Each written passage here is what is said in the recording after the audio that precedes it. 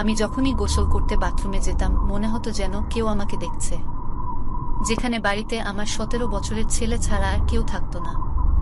আমি বিধবা হবার পর এখন 3 বছর পার হয়ে গেছিল। তারপর যখন গোসল থেকে বের হতাম তখন সেখানে কেউ থাকতো না। আমার ছেলেকে তার রুমে পড়াশোনা করতে দেখতাম। সেরকমই একদিন আমি বাথরুমের দরজা বন্ধ করে আমি রুমে ঢুকলাম। তার কিছুক্ষণ পরে আমি একজনকে হাঁটতে শুনলাম। আমি দেখলাম আমার ছেলে এক হাতে মোবাইল ধরেছে আর অন্য হাতে। বন্ধুরা, আমার নাম লিমা। আমি যখন বিয়ে করি তখন আমার বয়স ছিল মাত্র 16 বছর এবং আমার বিয়েটা ছিল একটি দুর্ঘটনা। কারণ এটি আমার বড় বোনের বিয়ে ছিল এবং আমি আমার বড় বোনের বিয়েতে খুব খুশি ছিলাম। আমি হাসছিলাম এবং নাচছিলাম, কিন্তু আমার বড় বোন খুব বিষণ্ণ ছিল। বিয়ের সময় জানি না কার সঙ্গে বাড়ি থেকে পালিয়েছিলেন। আমরা যখন দেখলাম যে সে তার ঘরে নেই তখন কনে পালিয়ে গেছে বলে আশঙ্কা করা হয়েছিল। এটা শুনে সেখানে খুব হইচই পড়ে গেল। কনে পালিয়েছে এই কথা সবাই জানতে পারলে মান সম্মান চলে যাবে, কিন্তু এই বিষয়টি তখনও সবার মধ্যে ছড়িয়ে পড়েনি। আমার বোনের শাশুড়ি চিৎকার করে বলল, চলো ফিরে যাই। সবাই বুঝিয়ে বলেছিল যে তুমি ফিরে এলে আমরা কাউকে মুখ দেখাতে পারবো না। আমার ভগ্নিপতি সম্ভবত ইতিমধ্যে আমার উপর নজর রেখেছিলেন। তখন তিনি বললেন, তাহলে ছোট বোনের সাথে সম্পর্কটা করিয়ে দাও, যাতে তোমরা সম্মানিত হও এবং আমরাও সম্মানিত হব। এরপরে লোকেরা যা কিছু করবে তা করবে, অন্তত তোমার মেয়ের বিয়ে তো হবে। আমি জানি না আমার বড় বোন কি ভেবেছিল এবং বাড়ি থেকে পালিয়ে গিয়েছিল, কিন্তু তিনি সবাইকে বড় সমস্যায় ফেলেছেন। আমার ভগ্নিপতি হয়তো আমাকে পছন্দ করতেন, তাই তিনি তাৎক্ষণিকভাবে তা বলেন। তার মা তাকে থামিয়ে দিয়ে বলেছিল, এটা করো না। আমাদের এমন কোনো বাড়ির সাথে সম্পর্ক হতে হবে না যেখানে একটি মেয়ে পালিয়ে গেছে। এরা কি ধরনের মানুষ? আমি জানি না তারা কিভাবে তাদের মেয়েদের লালন পালন করেছে, কিন্তু আমার ভগ্নিপতি বললেন তাকে আমাকে বিয়ে করতে হবে। তখন আমার বয়স ছিল মাত্র 16 বছর আর আমার বিয়ে দিয়ে দিল। আমার ভগ্নিপতি, যিনি এখন আমার স্বামী ছিলেন, সে আমার চেয়ে 12 বছরের বড়। আমার বড় বোন পালিয়ে গেল, কিন্তু সে আমার প্রাণ নিয়ে গেল। আমি জানি না সে কোথায় ছিল, কিন্তু সেই জন্য আমাকে আমার শ্বশুরবাড়িতে অনেক কিছু শুনতে হয়েছে। আমার মনে হচ্ছিল যেন আমিও পালিয়ে আসি। কিন্তু অদ্ভুত ব্যাপার হলো, আমার স্বামী আমাকে খুব ভালোবাসতেন। সে আমাকে এভাবে ধরে রেখেছিলেন যেন সে আমাকে ভালোবেসে বিয়ে করেছেন। সারাদিন খারাপ কথা শোনার পর যখন আমি স্বামীর কাছে যেতাম তখন আমার সব ক্লান্তি দূর হয়ে যেত। তিনি আমাকে হাসাতেন এবং আমার খুব যত্ন নিতেন। আমার স্বামীও যদি আমাকে কিছু বলতেন তাহলে আমি হয়তো আমার জীবন শেষ করে দিতাম। বিয়ের প্রথম বছরেই আমি মা হয়েছিলাম। ডাক্তার বলেন শিশুটি ছোট, তাই সে কিছু বলতে পারছে না। আমার স্বামী বললেন, আমি এই শিশুটিকে রাখব না, কারণ আমি আমার স্ত্রীর জীবন বাঁচাতে চাই। কিন্তু আমার শাশুড়ি জোরে চিৎকার করে উঠল এবং সে বলল, তোমার সন্তানের চেয়ে তোমার স্ত্রীকে বেশি দরকার, তাই না? আমার শাশুড়ি বললেন, তুমি যদি এরকম কিছু করো তাহলে তোমাদের দুজনকেই এই বাড়ি ছেড়ে চলে যেতে হবে। কারণ বাড়িটি তার নামে ছিল এবং বাড়িটির কেবল আমার অংশীদার ছিলাম। আমার শ্বশুর জীবিত ছিলেন না, আমার স্বামী ছিলেন একমাত্র সন্তান। আমার স্বামী খুব বিচলিত ছিলেন। 9 মাস ধরে আমার স্বাস্থ্য খুব খারাপ ছিল। একটি সংকটময় সময়ে যখন আমার স্বামীকে জিজ্ঞাসা করা হয়েছিল যে তার স্ত্রী বা সন্তান কাকে বাঁচানো উচিত, তিনি বললেন, আমার স্ত্রীকে বাঁচাও। তখন আমার শাশুড়ি বললেন, আমরা শিশুটিকে বাঁচাবো।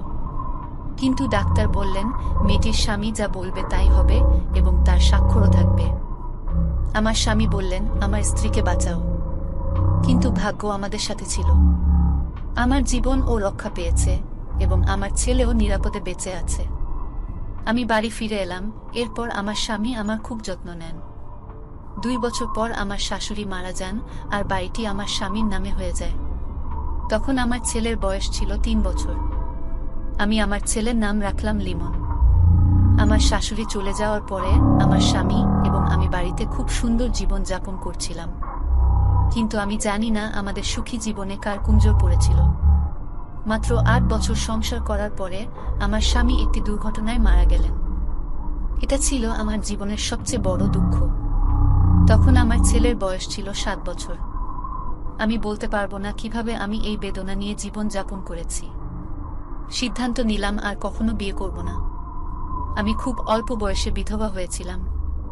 বাবা মা বললেন, তুমি তোমার ছেলেকে আমাদের হাতে তুলে দাও, আমরা তাকে তাদের পিতা মাতার মতোই লালন পালন করব। তুমি আবার বিয়ে করো। কিন্তু আমি আমার স্বামীকে প্রতিশ্রুতি দিয়েছিলাম যে আমি আমার ছেলের খুব যত্ন নেব। আমি আমার স্বামী ছাড়া অন্য কারো কথা ভাবতে চাইনি। আমার কাছে এটা ছিল বিশ্বাসঘাতকতা করার মতো। আমিও আমার স্বামীর স্মৃতির প্রতি বিশ্বাসঘাতকতা করতে চাইনি। সময় পার হতে শুরু করে। এক সময় পর আমার মা এই পৃথিবী থেকে চলে যান, তারপর আমার বাবাও। জীবন আমাকে অনেক কষ্ট দিয়েছে। মৃত্যুর পর আমার বাবা মায়ের সম্পত্তি ও বাড়ি আমার নিয়ন্ত্রণে চলে আসে। তাদের খুব বেশি কিছু ছিল না, কিন্তু যাই থাকুক না কেন সবই আমার হয়ে গেল। কারণ আমার কোনো ভাই ছিল না এবং আমার বড় বোন যখন থেকে বাড়ি থেকে পালিয়েছিল কেউ জানতো না সে কোথায় আছে। আমার মা বলতেন, না জানি কোথায় আছে, জানি না সে বেঁচে আছে নাকি মারা গেছে। মেয়েরা ঘরের বাইরে চলে গেল, সমাজ তার সাথে খুব খারাপ করে। তিনি যদি কন্যা সন্তানের মা হন তবে তার মেয়ের জীবন ধ্বংস হয়ে যাবে। সবাই এটাই বলবে, তোমার মা বাড়ি থেকে পালিয়ে এসেছে। আমার মা প্রায়ই আমার বোনের জন্য দোয়া করতেন, কিন্তু আমি আমার বাবার মুখ থেকে কখনো তার নাম শুনিনি। আমি আমার পরিবারের মর্যাদা বাঁচিয়েছি। এ কারণেই আমি ছিলাম তার প্রিয় কন্যা। দেখতে দেখতে সময় পার হয়ে গেল। আমার ছেলের বয়স 17 বছর। বাড়িতে আমি আর আমার ছেলেই একমাত্র ছিলাম। আমি আমার বাবা মায়ের দেওয়া বাড়িটিও বিক্রি করেছি এবং বাজারে 2টি দোকান কিনেছি। আর ওই সব দোকানের ভাড়া দিয়েই আমার সংসার চালানো হতো।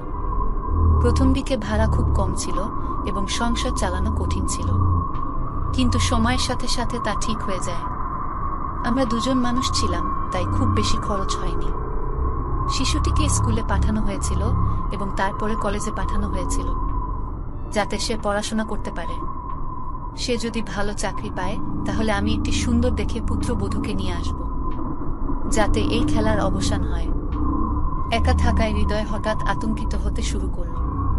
গ্রীষ্ম হোক বা ঠান্ডা, আমি হঠাৎ খুব গরম অনুভব করতাম, এতটাই যে আমি তৎক্ষণাৎ গোসল করতে যেতাম। যতদিন শরীরে জল পড়ত ততদিন শান্তি লাগত। ডাক্তারের কাছে জানতে চাইলে তিনি বলেন, আপনি জীবনে অনেক কষ্ট করেছেন। প্রথমে আপনার স্বামী, তারপর আপনার বাবা মা চলে গেলেন। আপনার পুরো জীবনই ছিল সাথীহীন। যখন কোনো ব্যক্তির কোনো রোগ হয় তখন টেনশন হয়, তাই তিনি যেন ভালোভাবে দেখাশোনা করেন এবং যাতে পৃথিবী বুঝতে পারে যে তিনি খুব শক্তিশালী ব্যক্তি। কিন্তু তিনি টেনশন নিচ্ছেন, কারণ এটা কোনো সহজ কাজ নয় এবং পরে সে কিছু অদ্ভুত রোগের অস্তিত্ব উপলব্ধি করে। এত কষ্ট পেতে তো আমি জন্মাইনি। দুঃখ মানুষকে শেষ করে। এই কারণেই হঠাৎ আমার হৃদয় আতঙ্কিত হতে শুরু করত এবং আমি গোসল করতে বাথরুমে যেতাম। একদিন একটা অদ্ভুত ঘটনা ঘটল। এক রাতে আমার হৃদয় কাঁপতে শুরু করে এবং আমি বুঝতে পারছিলাম না কি করব। আমি তখন গোসল করতে বাথরুমে গেলাম, কিন্তু আমার মনে হলো যেন কেউ বাথরুমের বাইরে দাঁড়িয়ে আছে এবং আমার দিকে তাকানোর চেষ্টা করছে। আমাদের বাথরুম ছিল খুবই ছোট। এর ছাদ এত ছোট ছিল যে আপনি এটি আপনার হাত দিয়ে স্পর্শ করতে পারতেন। সুতরাং স্কাইলাইটের ভিতরে উঁকি দেওয়া কোনো কঠিন কাজ ছিল না। হঠাৎ আমার হৃদয় কেঁপে উঠল। আমি পুরোপুরি ভয় পেয়েছিলাম এবং দ্রুত পোশাক পরে বাথরুম থেকে বেরিয়ে এলাম, কিন্তু আমার আশেপাশে কেউ ছিল না। তখন রাত 2টা। এই সময়ে সেখানে কে থাকতে পারে? হয়তো আমার ভুল ছিল। কিন্তু পরের দিন আবার একই রকম ঘটনা ঘটল, আর এবার আমি কারো ছায়া দেখলাম। আমি একটি ছোট ছেলের মা ছিলাম। তখন আমার বয়স ছিল 32 বছর। আজকাল আমাদের ভাগ্য এতটাই খারাপ হয়ে গেছে যে আমরা কল্পনাও করতে পারি না যে পৃথিবী কোথায় যাচ্ছে। আমার সন্দেহ হয়েছিল যে কেউ আমার একটি ভিডিও তৈরি করার চেষ্টা করছে। আমি তাড়াতাড়ি পোশাক পরে বেরিয়ে এলাম, কিন্তু সেখানেও কেউ ছিল না। আমি আমার ছেলের রুমে গেলাম, কিন্তু আমি যখন রুমে গেলাম দেখলাম সে ফোন চালাতে ব্যস্ত ছিল। আমি তাকে কিছু বলিনি। সে একজন যুবক ছিল এবং সে রাগে কিছু ভুল করতে পারত, অথবা মারামারি করত। আমি বললাম, আমার মনে হয় কেউ ঘরে ঢোকার চেষ্টা করছে। সে তৎক্ষণাৎ উঠে দাঁড়ালো। সে লাঠিটি তার হাতে ধরেছিল এবং এটি কে হতে পারে তা দেখার জন্য সে বাড়ির প্রতিটি কোণে তাকালো, কিন্তু সেখানে কেউ ছিল না। বাইরের দরজাও বন্ধ ছিল। সে বলল, এটা তোমার মনের ভুল, এখানে কেউ নেই। কিন্তু আমি জানতাম এটা মনের ভুল নয়। আমি তাকে বলেছিলাম যে কারো ছায়া দৃশ্যমান, এবং তাও একজন পুরুষের। এটি উপেক্ষা করার মতো কিছু ছিল না। তিনি কে হতে পারেন? আমার বাড়িতে আবারও এমন ঘটনা ঘটেছে। পরের দিন আমার স্বাস্থ্যের আবার অবনতি হতে শুরু করে। আমি ভেবেছিলাম যদি আমার স্বাস্থ্য খারাপ হয় তবে এটি ঘুরতেই থাকবে। আমি বাথরুমে যাব না। বাথরুমটি ছিল বাড়ির উঠানে। আমার ছেলের ঘরেও একটি বাথরুম ছিল, কিন্তু সেই ঘরটি আমার ছেলের ছিল। আমি বারবার সেখানে যেতে পারতাম না। ছেলে ঘুমিয়ে পড়ত। আমি তার ঘুমে ব্যাঘাত ঘটাতে পারি না। আমার স্বাস্থ্য খুব খারাপ হতে শুরু করে। আমি প্রথমে সেখানে কেউ আছে কিনা তা জানার চেষ্টা করি, কিন্তু সেখানে কেউ ছিল না। বাইরের দরজাও বন্ধ ছিল। আমি বাথরুমে গিয়ে গোসল করতে শুরু করলাম, কিন্তু আজ তার সীমা ছাড়িয়ে গেছে। আজ আমি শুধু ছায়াই দেখিনি, তার পায়ের আওয়াজও শুনেছি। আমি খুব ভয় পেয়েছিলাম। আমি তৎক্ষণাৎ বাথরুমের বাতি বন্ধ করে দিলাম, যাতে বাইরে দাঁড়িয়ে থাকা কেউ আমাকে দেখতে না পারে। আমি আমার ছেলের ঘরের দিকে চিৎকার করতে শুরু করলাম। যখন আমার ছেলে বেরিয়ে এলো, আমি তাকে বললাম, তুমি মনে হয় এখনই ঘুম থেকে জেগে উঠলে। কিন্তু আমার মনে হয় বাড়িতে কেউ আছে। কিন্তু মনে হচ্ছে যে আমার ছেলে এখনই ঘুম থেকে উঠল। সে আগে থেকেই জেগেছিল। আমি আবার পুরো বাড়িটা দেখলাম, কিন্তু বাড়িতে কেউ ছিল না। তাই সে আমাকে বসিয়ে বলল, মা, তুমি সারাদিন কেন এত মন খারাপ করে থাকো? তুমি কি ভাবো সারাদিন? তুমি কি এত টেনশন করো? আমি বললাম, আমার মনের ভুল হয় না। ছেলে বলল, বাড়িতে কেউ নেই। আমার ছেলে এটা বিশ্বাস করেনি। সে বুঝতে পেরেছিল যে আমি কিছুটা টেনশনে আছি। এ কারণেই আমি এ ধরনের ভয় পাচ্ছি। পরের দিন আমি ভাবলাম যে আমাকে কি করতে হবে। আমি বাথরুমের সামনে কিছু কাদা মাটি রাখলাম এবং সেই মাটির উপর জল ঢাললাম, যাতে কেউ সেখানে দাঁড়িয়ে থাকলে তার পায়ের ছাপ তৈরি হয়। আমি রাতে ঘুম থেকে উঠে স্বাভাবিকভাবে বাথরুমে গেলাম। কিছুক্ষণ পর শুনলাম কেউ হাঁটছে। আমি গোসল করছিলাম না, কিন্তু চুপচাপ দাঁড়িয়েছিলাম। আমি হঠাৎ দরজার নখ খুললাম। যে দাঁড়িয়ে আছে তাকে সেখান থেকে পালিয়ে যেতে হবে, কারণ এই মুহূর্তে আমার যা জানা দরকার ছিল তা হলো এটি আমার মনের ভুল কিনা, বা বাইরে সত্যিই কেউ দাঁড়িয়েছিল কিনা। আমি বেরিয়ে এলাম। সেখানে কেউ ছিল না। অন্ধকারে কিছুই দেখতে পাচ্ছিলাম না। আমি লাইট জ্বালিয়ে দেখলাম। যে জায়গায় আমি কাদা রেখেছিলাম সেখানে যা দেখলাম এটা দেখে আমি হতবাক হয়ে গেলাম, কারণ সেখানে পায়ের ছাপ ছিল। তার মানে এই নয় যে এটা আমার মনের ভুল, কিন্তু আমার বাড়িতে কেউ ছিল। কে হতে পারে তা ভেবে আমার হৃদয় ধড়ফড় করছিল। কে এটা? কি করছিল সে? এমনকি কারো সঙ্গে আমার শত্রুতাও ছিল না। সকালে আমি জায়গাটি ভালোভাবে দেখলাম। স্পষ্ট পায়ের ছাপ দেখেছিলাম। পায়ের মাপ দেখতে আমার ছেলের মতো। কে ছিল যে আমার ছেলের বয়সের ছিল? আমি খুব বিচলিত ছিলাম। কিন্তু আমি কি করতে পারি? আমি বুঝতে পারছিলাম না কি করতে হবে। তখন ভাবলাম বাথরুমে যাব না। কিন্তু কতদিন এমন চলবে? এটা ছিল আমার বাড়ি। আমি কি আমার নিজের বাড়িতে ভয় পেয়ে থাকব? এবং যদি সেই ব্যক্তিটি আমার বাড়িতে আসে তবে সে যে কোনো কিছু করতে পারে। এতে আমার ছেলেও আহত হতে পারত। আমার খুব বেশি বয়স ছিল না, কিন্তু আমি ঘরের কাজ করতাম না, কারণ আমি খুব দুর্বল ছিলাম। এজন্য আমি একজন গৃহ পরিচারিকা নিয়োগ করেছিলাম, যিনি 2 দিন পর এসে কাজ করতেন। বাসায় আমরা দুজন ছিলাম, এজন্য খুব বেশি ময়লা থাকতো না এবং আমি নিজেই খাবার রান্না করতাম। একদিন গৃহকর্মী ঘর মুছছিলেন। তখন আমার ছেলে এসে মাটি ভর্তি পা মেঝেতে রেখে দেয়। তিনি বললেন, ছোট স্যার, আমি সবে মাত্র পরিষ্কার করেছি। আমার ছেলে হেসে বলল, আচ্ছা, আমি চলে যাচ্ছি, আর সে পাশ দিয়ে চলে গেল। সে যখন জুতার চিহ্ন পরিষ্কার করছিল সেটা দেখে আমার হুঁশ উড়ে গেল। আমি তাকে থামিয়ে দিলাম। আমি তাকে আমার সাথে স্পষ্টভাবে কথা বলতে বলেছিলাম এবং তার দিকে গভীরভাবে তাকালাম, কারণ ওই পথ চিহ্নগুলো দেখতে একই চিহ্ন যেমনটি বাথরুমের বাইরের মাটির উপর তৈরি হয়েছিল। অর্থাৎ এটি একই চিহ্নের পায়ের ছাপ ছিল। সেই মাটিতে এই একই ছাপ তৈরি হয়েছিল। এটা কি কাকতালীয় ছিল যে আমার বাড়িতে আসা চোর এবং আমার ছেলে ঠিক একই জুতা পরেছিল, নাকি সে আমার ছেলে? আমার মাথা হঠাৎ ঘুরতে শুরু করলো। দাসী আমার হাত ধরে আমাকে বসিয়ে দিল এবং আমার ছেলেকে আওয়াজ দিল, তাড়াতাড়ি এসো, তোমার মায়ের সাথে কিছু একটা ঘটছে। আমার ছেলে দৌড়ে আসে এবং আমাকে নিকটবর্তী একটি ক্লিনিকে নিয়ে যায়। ডাক্তার বললেন, আপনি খুব দুর্বল, যে কোনো ধরনের ঝামেলা থেকে দূরে থাকুন, মনের ওপর চাপ সৃষ্টি করবেন না। সেখান থেকে ফেরার সময় অদ্ভুত কিছু ঘটে। আমরা যখন রিকশায় বসতে শুরু করলাম, তখন আমি একজন মহিলাকে দেখলাম। তিনি একটি কালো চাদরে মোড়ানো ছিলেন এবং তিনি একটি খুঁটির আড়ালে আমার দিকে তাকিয়েছিলেন। আমি বুঝতে পেরেছিলাম যে আমি এনাকে জানি। মনে হচ্ছিল যেন ইনি আমার খুব কাছের কেউ, কিন্তু এই পৃথিবীতে আমার কেউ ছিল না। তাহলে এটা কিভাবে ঘটতে পারে? আমার ছেলে আমাকে দেখে বলল, বাড়ি যাও, তোমার স্বাস্থ্য খারাপ, তোমার বিশ্রামের ভীষণ প্রয়োজন। আমার ছেলে আমাকে নিয়ে খুব চিন্তিত ছিল। তাহলে কিভাবে সে এমন খারাপ কাজ করতে পারে? এ ধরনের কাজ করে সে কি পাবে? সে ছিল আমার একমাত্র সম্বল। আমার ছেলে, আমার সবকিছু একই রকম ছিল। আমি বুঝতে পারছিলাম না কি ঘটছে। আমি এটাও লক্ষ্য করেছিলাম যে বাড়ির দরজা বন্ধ ছিল, সুতরাং কেউ কিভাবে ভিতরে আসতে পারে। এবং যখনই আমি আমার ছেলেকে মাঝরাতে ঘুম থেকে ডাকি বাড়িতে কেউ আছে কিনা দেখার জন্য, তখন আমার ছেলে ঘুমায় না, বরং জেগে থাকে। তারপর কিভাবে সেই মাটিতে জুতার চিহ্ন থাকতে পারে, ঠিক যেমনটি আমার ছেলে পড়ত। আমার হৃদয়টা বিশ্বাস করছিল না, কিন্তু মন বারবার ইঙ্গিত দিচ্ছিল যে কিছু ভুল হয়েছে।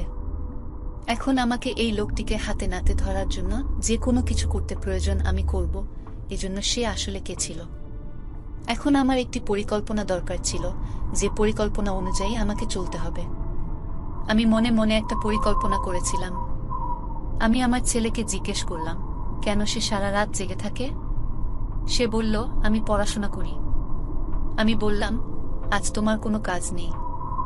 সে বলল, আজ কোনো কাজ নেই, আমি আজ ঘুমাতে যাব। আমি বললাম, ঠিক আছে, কিন্তু আমার ঘুম পাচ্ছিল না। কিছুক্ষণ পর দেখলাম আমার ছেলে শান্তিতে ঘুমাচ্ছে। আমি দ্রুত বাথরুমে গেলাম এবং এমন সংকেত দিলাম যেন আমি বাথরুমের ভিতরে চলে গেছি। আমিও জোরে বাথরুমের দরজা বন্ধ করে দিলাম এবং ভিতরে গিয়ে নল খুললাম, যাতে মনে হলো যেন আমি গোসল করছি। কিন্তু আমি বাথরুমে ছিলাম না, বরং রান্নাঘরে দাঁড়িয়েছিলাম, যেখান থেকে বাথরুমের কিছু অংশ পরিষ্কার দেখা যাচ্ছিল। আমার হাতে একটি লাঠিও ছিল। আমি সেখানে বসেছিলাম, কিন্তু কিছুক্ষণ পর আমার চোখ এমন কিছু দেখল যা দেখে আমার নিঃশ্বাস ফুলে উঠল। সেখানে একটি ছেলে দাঁড়িয়েছিল। আলোর কারণে তার মুখ দেখা যাচ্ছিল না, কিন্তু সে আমার ছেলের মতোই ছিল। তার পায়ের জুতা এবং জামা কাপড়ও আমার ছেলের মতোই ছিল। তার মানে সে ছিল আমার ছেলে। তার হাতে একটি ফোন ছিল এবং তিনি স্কাইলাইটের দিকে হাত তুলে একটি ভিডিও তৈরি করার চেষ্টা করছিল। সে তার কাজ নিয়ে খুব ব্যস্ত ছিল। যাই হোক, একজন মানুষ যখন ফোনে ব্যস্ত থাকে তখন সে দুনিয়ার কথা ভুলে যায়। আমি তৎক্ষণাৎ তার দিকে ছুটে গেলাম এবং তৎক্ষণাৎ তাকে লাঠি দিয়ে আঘাত করলাম। সে সেখানে পড়ে গেল। আমি তৎক্ষণাৎ চিৎকার করলাম। তারপর দেখলাম আমার ছেলে তার ঘর থেকে দৌড়ে আসছে, আর আসার সাথে সাথেই সে জিজ্ঞেস করল, কি হয়েছে? আমি বলতে পারছিলাম না কি হয়েছে, কারণ আমি কিছুই বুঝতে পারিনি। কিন্তু আমার ছেলে বুঝতে পেরেছিল যে আমার মা একজন চোরকে ধরেছে, যে বাড়িতে চুরি করতে এসেছিল। আমার ছেলে আমার হাত থেকে লাঠিটা নিল আর কলার ধরে এই চোরকে বারান্দায় নিয়ে এলো। কিন্তু যখন তার মুখ থেকে কাপড়টি সরানো হলো, তখন আমার হৃদয় থমকে গেল। কারণ তিনি পুরুষ ছিলেন না, তিনি একজন নারী ছিলেন। আর কে ছিলেন তিনি, এটা আমি খুব ভালো করেই জানতাম। তিনি ছিলেন আমার বড় বোন। তিনি আমার নিজের ছেলের মতো পোশাক পরে আমার বাড়িতে প্রবেশ করেছিলেন এবং আমার একটি ভুল ভিডিও তৈরি করতে চেয়েছিলেন। কিন্তু আমার বোন কেন এটা করবে? এত বছর পরে আমার বোনকে দেখে আমি কখনই দুঃখ পাব না, কিন্তু এটা দেখে আমার হৃদয় খারাপ হয়ে গেল। 15 বছর পর বড় বোনকে দেখলাম, যে বোনকে আমি সব সময় খুব ভালোবাসতাম। আমি ছোটবেলায় তার সাথে খেলতাম। তিনি তার হৃদয়ের কথা বলেছেন। আজ আমি তাকে একটি নোংরা কাজ করার জন্য হাতে নাতে ধরেছি। কেন তিনি এসব করতে চেয়েছিলেন আমার ছেলে তা জানত না। আমার ছেলে তার উপর হাত তোলার আগেই আমি আমার ছেলেকে থামিয়ে বললাম, ইনি তোমার মাসি। আমার ছেলে বিস্মিত হলেন।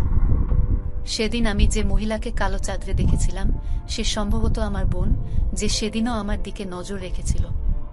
তার অবস্থা খুবই খারাপ ছিল। তাকে খুব দুর্বল দেখাচ্ছিল। সে আমার চেয়ে মাত্র 4 বছরের বড়।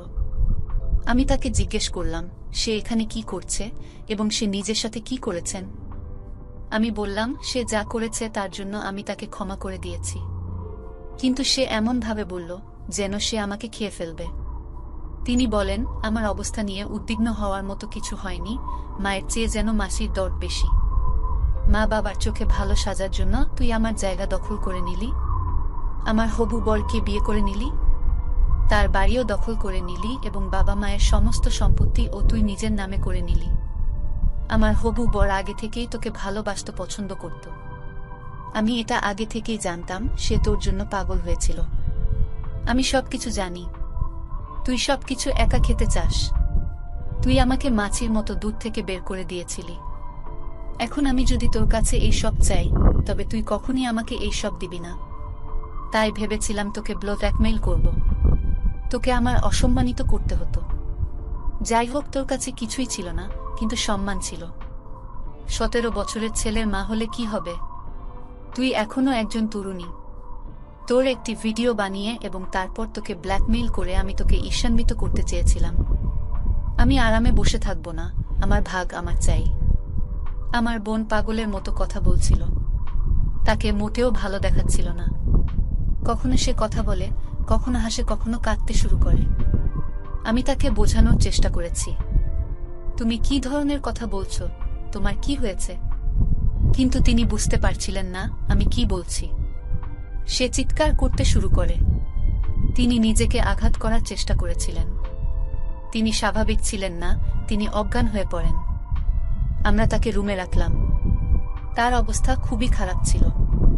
মনে হচ্ছিল 2 মাস ধরে সে গোসল করেনি। হয়তো সে কারণেই সে আমার ছেলের জুতা ও জামা কাপড় পরেছিল। হয়তো তার জুতা নেই। তিনি সকালে ঘুম থেকে উঠে এলেন, তারপরে তিনি আর আমাদের নিয়ন্ত্রণে ছিল না।